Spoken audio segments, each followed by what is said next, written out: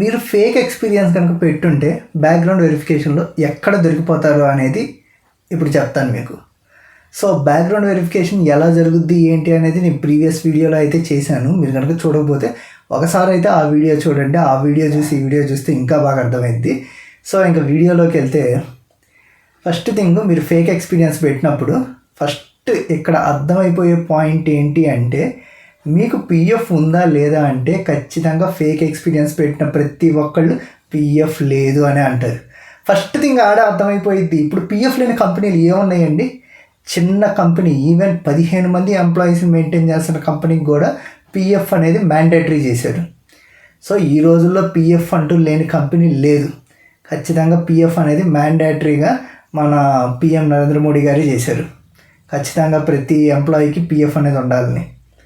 So ఇది ఏంటి అంటే central government, Indian central government ఇచ్చేది కాబట్టి పిఎఫ్ అనేది కంపల్సరీ ఉంటుంది. మీరు ఎప్పుడైతే పిఎఫ్ లేదంటారో అక్కడే మ్యాక్సిమం 80% దొరికిపోతారు.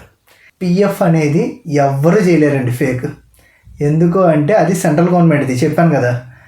దాన్ని ఫేక్ చేయాలి అంటే మీకు ఒక రేంజ్, పిఎం రేంజ్ పలుకుబడి ఉండాలి, అంటేనే చేయగలరు. సో అక్కడ ఏంటి అంటే ఆ పిఎఫ్ అనేది మీ ఆధార్ నెంబర్తో లింక్ అయ్యి ఉండిద్ది. స్టార్టింగ్లో అసలు ఏం లేవు, ఆధార్ నెంబర్తో లింక్ అయ్యి ఉండాలి, అవి ఇవి. పిఎఫ్ అనేది నార్మల్గా ఉండేది. ఇప్పుడు ఏంటి అంటే ప్రతిదీ ఆధార్తో లింక్ చేయడం వల్ల ఆధార్ నెంబర్ కొడితే చాలు మీ జాతకం మొత్తం వచ్చేసింది. సో అలాగా ఆధార్ నెంబర్ కొట్టినప్పుడు మీ పిఎఫ్ ఏ కంపెనీస్లో రిజిస్టర్ అయ్యింది ఏంటి అనేది అక్కడ తెలిసిపోయింది. మ్యాక్సిమం 90% దొరికేది పిఎఫ్ దగ్గరే. అండ్ నెక్స్ట్ వచ్చేసరికి బ్యాంక్ స్టేట్మెంట్. చాలామంది బ్యాంక్ స్టేట్మెంట్లు కూడా ఫ్రాడ్ చేస్తుంటారు. మీరేం లేదు, ఒక పీడిఎఫ్ ఫైల్ని ఎడిట్ చేసేసి దాంట్లో బ్యాంక్ స్టేట్మెంట్, నాకు ఎంత శాలరీ పడింది, ఈ మంత్లో ఎంత పడింది, ఇది అని చెప్పి చేస్తారు. కార్పొరేట్ ఆఫీస్ వాళ్ళు ఎంత సర్కిల్ ఉన్నప్పుడు బ్యాంకులో వాళ్ళ సర్కిల్ లేకుండా ఎందుకు ఉండిద్దండి? అందులో వాళ్ళు మెయింటైన్ చేసేది కూడా కార్పొరేట్ అకౌంట్స్. సో అలాంటి వాళ్ళకి ఖచ్చితంగా ఉంటాయి. ఉండడం ఏంది, ఉన్నాయి. నేను చూశానుగా, మొత్తం నా హయాంలోనే జరిగేదంతా. సో ఇవన్నీ కూడా బ్యాంక్ డీటెయిల్స్ అనేవి డౌట్ వస్తే ఖచ్చితంగా ఆ బ్యాంక్ పర్సన్కి ఆ నెంబరు, బ్యాంక్ అకౌంట్ నెంబరు మీరు ఇస్తారు కదా, స్టేట్మెంట్ కానీ పే స్లిప్స్ కానీ, ఆ నెంబరు అవన్నీ ఇచ్చి ఒరిజినల్ స్టేట్మెంట్ అయితే తీసుకుంటాం మేము. సో ఆ ఒరిజినల్ స్టేట్మెంట్ తీసుకొని దానికి దీనికి కంపేర్ చేసినప్పుడు అక్కడ కూడా దొరికిపోతారు వీళ్ళు. సరే ఇదంతా కాదు, ఎలాగోలా ఇక్కడ చేశామని చెప్పి అనుకుందాము. ఇక్కడ ఇంకోటి ఏంది అంటే, చెప్పాను కదా ఇంటర్నల్ బీజీవీ, ఎక్స్టర్నల్ బీజీవీ ఉండిద్దని. ఎక్స్టర్నల్ బీజీవీలో కొన్నిసార్లు డౌట్ వస్తే ఆ కంపెనీకి వెళ్ళి మా ఫీల్డ్ ఆఫీసర్స్ విజిట్ చేస్తుంటారు. సో అక్కడ అలా విజిట్ చేసినప్పుడు ఆ కంపెనీ ఒరిజినలా కాదా అనేది అక్కడ అర్థమైపోయింది. చాలా వరకు ఏంది అంటే ఫేక్ పెట్టేవి కంపెనీస్ అసలు ఉండవు. ఏదో ఒక బిల్డింగ్లో ఒక రూమ్ తీసుకొని దానికి ఏదో లైసెన్స్ ఉంది అది ఇది అన్నట్టు చూపిస్తారు కానీ, సో అక్కడ కూడా దొరికిపోతారు. అండ్ ఇంకొక విషయం ఏమిటి అంటే, మ్యాక్సిమం టీడీఎస్, ప్రొఫెషనల్ ట్యాక్స్. ఇప్పుడు ప్రతి ఒక్కరికి పిఎఫ్ ఎలా కట్ అవుతుందో ట్యాక్స్ కూడా అలాగే కట్ అవుతుంది. సో ఖచ్చితంగా ప్రతి ఒక్కళ్ళు ట్యాక్స్ అనేది శాలరీ నుంచి పే చేస్తున్నారు. అది ఏంటి అంటే చాలామందికి అర్థం కాదు. నాకు శాలరీ ఎంత వస్తుంది ఇది అంటారు కానీ మీ శాలరీ బ్రేకప్లో ఖచ్చితంగా మీరు చూసుకుంటే ప్రొఫెషనల్ ట్యాక్స్ ఆర్ టీడీఎస్ కానీ ఉండిద్ది. రెండిట్లో ఏదో ఒకటి అయితే ఉండిద్ది. సో ఇలా ప్రొఫెషనల్ ట్యాక్స్ కానీ టీడీఎస్ కానీ కట్ అయినప్పుడు అది మీ పాన్ నెంబర్ మీద రిజిస్టర్ అయితే అయ్యి ఉండిద్ది. మ్యాక్సిమం మీ పాన్ కార్డ్ తీసుకునేది ఎందుకు అనుకుంటున్నారు? ట్యాక్స్ కోసమే. చాలా కంపెనీలు అయితే పాన్ కార్డ్ లేకపోతే అసలు జాయిన్ కూడా చేసుకోరు, తెలుసా?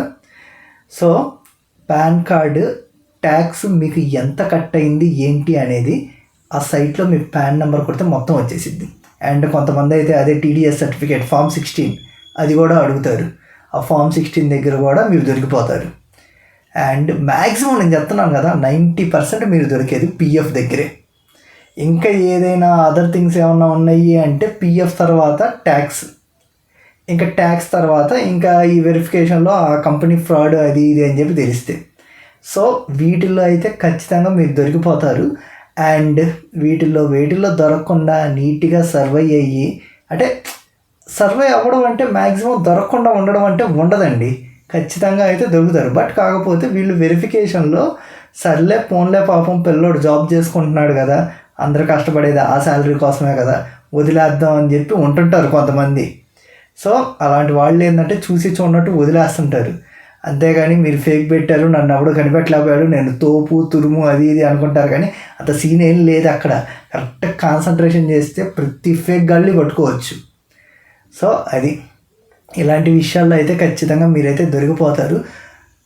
బెటర్ ఫేక్ అయితే పెట్టకండి. ఒకవేళ పెట్టినా కూడా కొంచెం రీజనబుల్గా మీ జాగ్రత్తలో మీరు ఉండేటట్టు అయితే చూసుకోండి. ఓకేనా?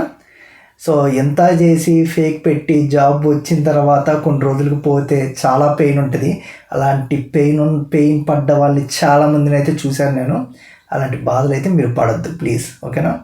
మ్యాక్సిమం ఫేక్ పెట్టకుండా మీ ఒరిజినల్గా మీ జాబ్ తెచ్చుకొని చేసుకోవడానికైతే ట్రై చేయండి. ఓకే, సో ఇది గైస్ వీడియో అయితే. ఐ హోప్ వీడియో మీకు నచ్చిందని అనుకుంటున్నాను. ఇంకా ఇలాంటి వాటికి సంబంధించిన ఏమన్నా డౌట్స్ ఉంటే కింద కామెంట్ చేయండి, నేనైతే ఖచ్చితంగా రిప్లై అయితే ఇస్తాను. So thank you for watching. This is your host Wild Vibes Telugu signing off. Bye.